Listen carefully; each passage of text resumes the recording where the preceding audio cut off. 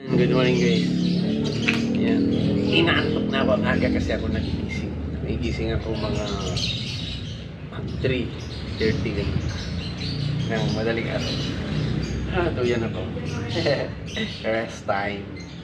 Sarap pakinggan ng mga ibunin ng mga ibon yan. O yun. Di ba nakikinig? Pakinggan yan. Sarap no? Sarap pakinggan. Duyan time. Idlip tayo saglit. Tapos magatid tayo ng bound sa school. Yan. Yan. Hello. Duyan tayo. Duyan. Duyan tayo. Sarap magduyan, no?